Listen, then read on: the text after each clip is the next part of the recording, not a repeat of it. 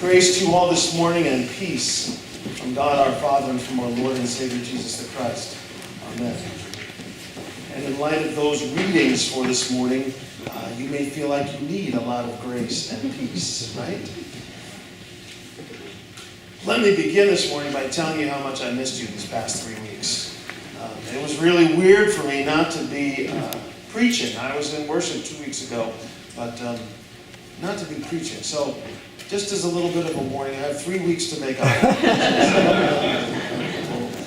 We'll have the coffee cart coming around a little bit later.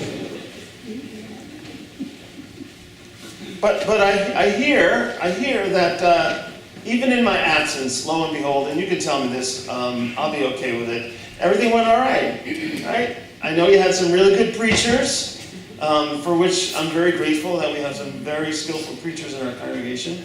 And of course, wonderful worship leadership and good music. And it helped me to realize as I was reading Matthew's gospel lesson for today, where Jesus confronts the religious leaders of his day with his parable of the vineyard, it helped me to realize that I don't own the vineyard, right? I don't own the vineyard. And I'll explain that a little bit more. Tough readings though, right? And it's kind of funny. I like to imagine that as we come together for worship, as we hear the various parts of the liturgy and participate in them, that we're bringing our consciousness to them. That as much as possible, nothing that we do together on Sunday morning, if we're in the right frame of mind, right, if we're not distracted by a lot of other things. I like to imagine that a lot of what we do together on Sunday morning never becomes habitual or just rote. So that when Paul Meeberg reads this rather challenging lesson from Isaiah about a vineyard that God has planted, and that then God withdraws God's protection from, and he says the word of the Lord, and you say, thanks be to God, you're not just saying that, but you're really thankful that we have the opportunity to hear this reading from Isaiah, or to hear Paul say that everything that was his life before being claimed by Jesus was just garbage and meaningless, that when Paul says that as an inspiration and perhaps an instigation to us, that when our own Paul says the word of the Lord and you say thanks be to God, you mean thanks be to God because there was something in there that might have made us uncomfortable, but that we needed to hear anyway.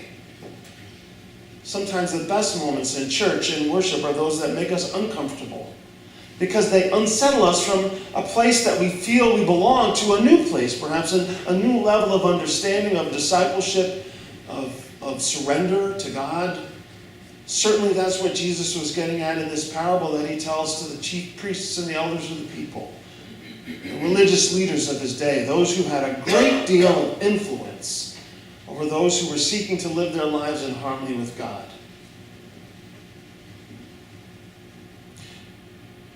I said to some of my colleagues earlier this week that I should have stayed away one more week. Right?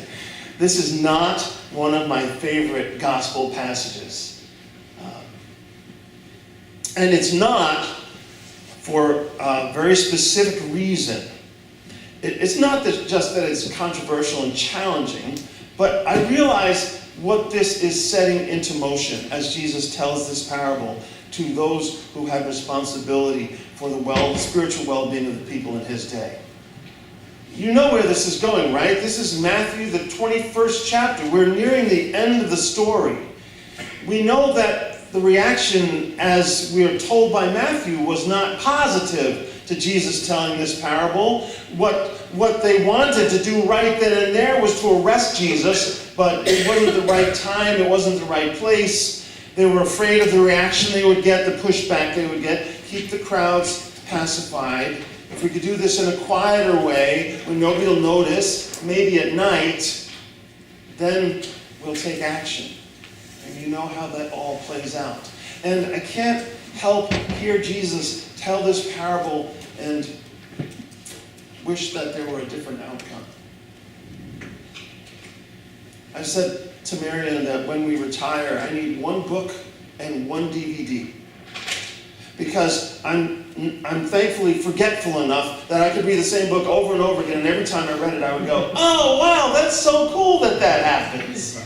Same thing with watching a movie. Oh, man, And I always sort of suspend belief in order to follow the story as it goes along. So I read this parable of the vineyard, and as I can feel the tension getting more and more powerful between Jesus and the leaders, I keep hoping maybe this time they'll listen. Maybe this time they'll change their minds.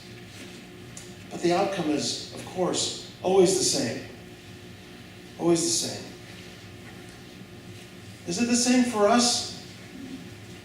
Is the outcome, in other words, inevitable? Does it have to be this way? I'm sure that question has been on your hearts and minds this week as we've faced the tragedies that have happened around the world and in our own country. Does it have to be this way? Are we just that flawed? Is creation just that broken that so often our option is to do harm to one another, to neglect those in need, to not live up to our potential as God's blessed children? I guess if you're a cynic and a fatalist, you would say, yes, it's inevitable. You can read the same book over and over and over again, Pastor Paul, but you're always going to come to the same ending. It's not going to change. But I see something else going on here that I'm happy to share with you. It gives me a reason for hope. But not until we go through the difficult parts, the challenging stuff that happens. It's interesting to me that if you put your chronology of Jesus' life together, you'll recognize that even as he tells this parable to the chief priests and the elders of the people, he has already predicted his death. In other words, he's not waiting to see how they'll react to see what happens next. He kind of knows what's going to happen. Now you can say he knows that because he's the Son of God and he has that foreknowledge, but I think he also knows that because he knows people so well.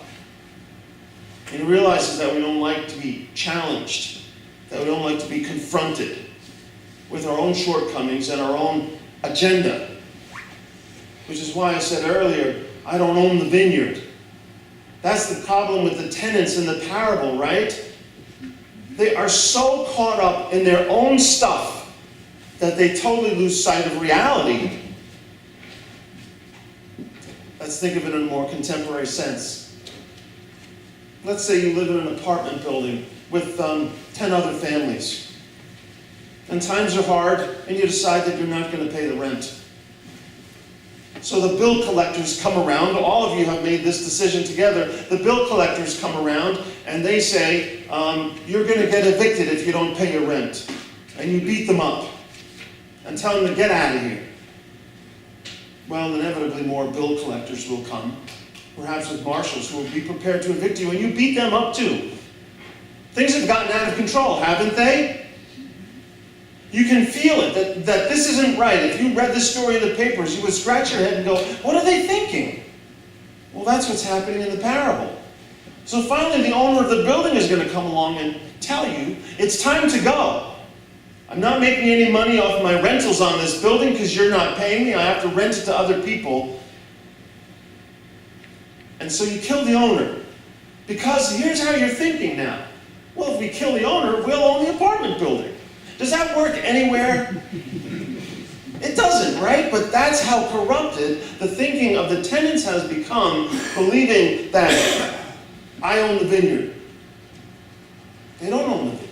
It's not theirs. We don't own the apartment building. We don't own the world. This is not, in a sense, our place. It all belongs to God. But in order to admit that, and I don't mean just to give it lip service, I mean to surrender ourselves to that truth, calls for the loss of a lot of our own stuff, our own control, our own ability. It calls for us to put responsibility where we can have it and not where we can't. And I think that's an important distinction to make. Kathy has a sign in her office. I don't know if you've ever seen it, but it says, if I remember correctly, it says, "Not my circus, not my monkeys." Right? She's not talking about you all. Well, she's probably talking about me, actually.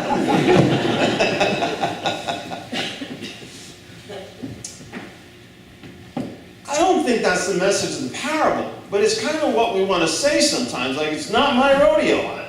I don't have anything to do with that. We kind of wall ourselves off from responsibility for those things that we ought to be responsible. And we take responsibility for those things for which we are not responsible.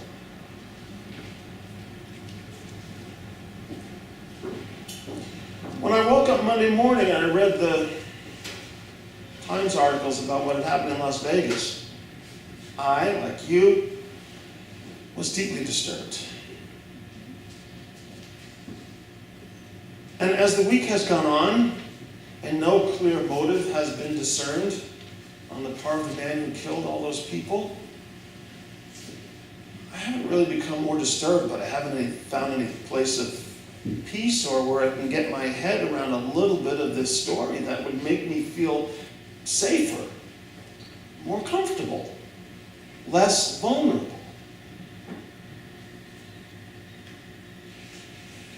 And one of the things that makes me especially indignant about this story is that those 58 lives were not his to take. They were not his to take. We could even argue that that 59th life, his own, was not his to take, but that's a slightly different conversation, I think, but one that I would be anxious to engage you in. Those lives were not his vineyard. The only life he had any control over, or not, was his own. And it's so easy for us, and this is where it gets even a little more scary for me, is that it's so easy for us to see somebody who does something like that and to immediately make the distinctions between us, which we ought to do, but then not realize our own responsibility in taking things that did not belong to us. And I'm not even speaking on a physical level necessarily, but more on that spiritual level about what do we have responsibility for, what can we engage in a positive, helpful way, and what do we need to make some separation from. The tenant said, this is our vineyard. It belongs to us. We could do whatever we want with it. And anybody who tries to take it away from us is going to get what's coming to them. So corrupted had their thinking become. I want to take you for a minute back to the passage from Isaiah, in which the prophet writes about this wonderful vineyard that God had planted, and instead of getting good grapes from it, it gives wild grapes. If we take a careful look at what Isaiah says on behalf of God in that passage, what we hear is that God does not destroy the vineyard. I encourage you to read through that again. God does not destroy the vineyard. God does not walk into that vineyard that's giving wild grapes and start to rip them out by the roots and just throw them on the fire to be burned. But notice what God does. God takes down the hedge, breaks down the wall, doesn't do the weeding, doesn't do the hoeing, allows that vineyard to be invaded, and even says to the clouds, don't rain on the vineyard. In other words, what God does is totally withdraw God's protection and oversight over the vineyard. God says to the vineyard, okay, you want to be on your own? You're on your own. Kind of reminds me of this joke that I heard a while ago, with all due respect to scientists. It was about a group of scientists who said to God, we finally had figured out how to create life, and we don't need you anymore, so we challenge you to a contest. If we can create life, you will excuse yourself from the scene. So God says, okay. So God gathers together once again a pile of dirt, and the scientists begin to gather a pile of dirt together. God says, whoa, whoa, whoa, whoa. Get your own dirt.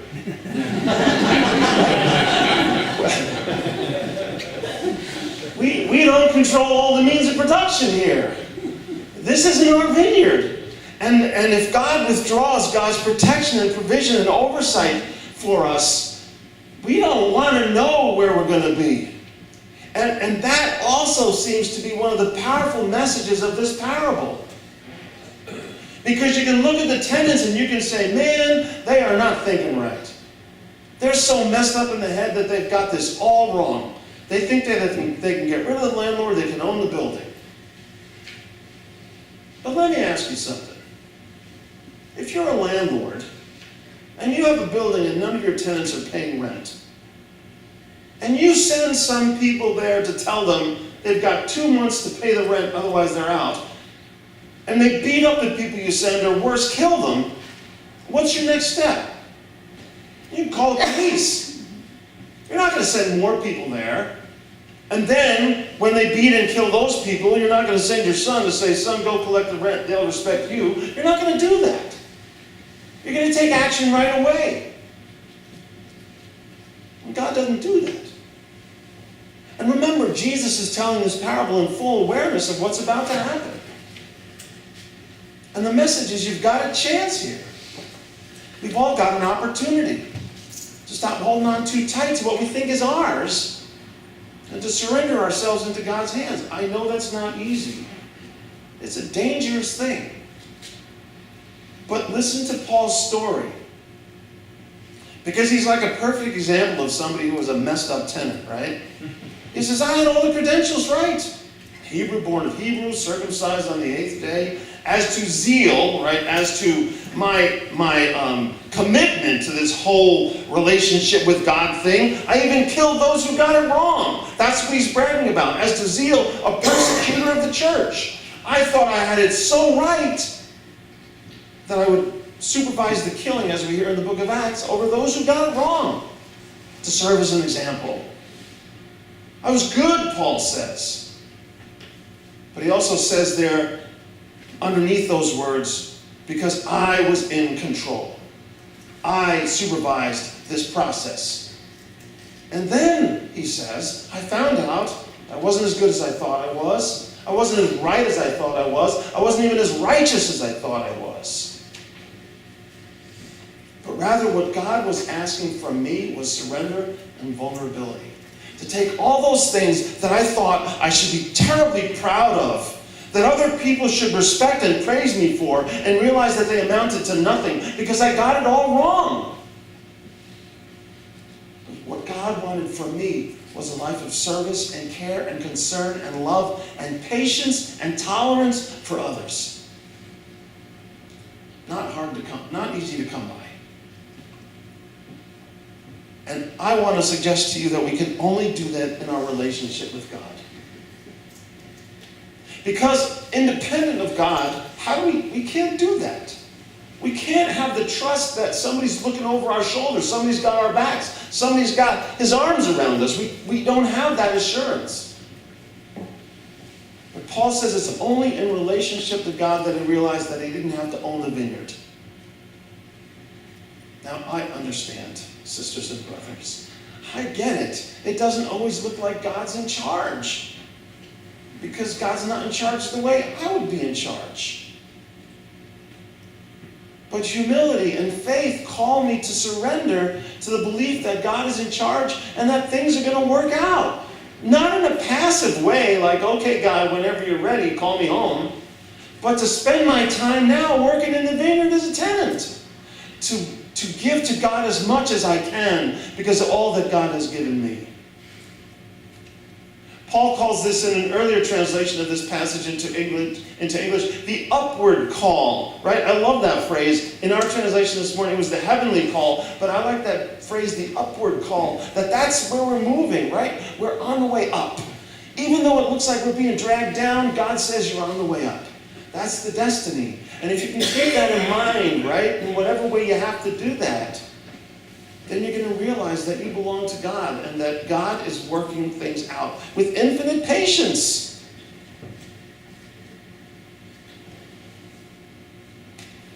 I think I'm pretty much done. Did I make up for 3 weeks?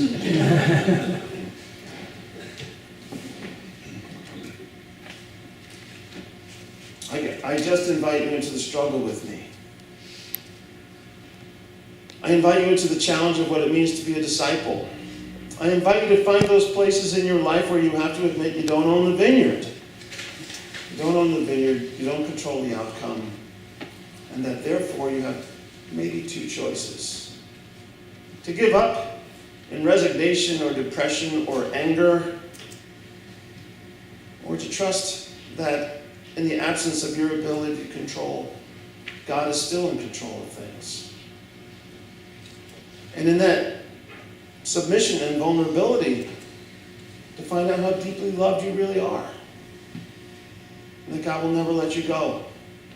And that we don't have to see the end of the journey, just the road in front of us, and the call to be faithful.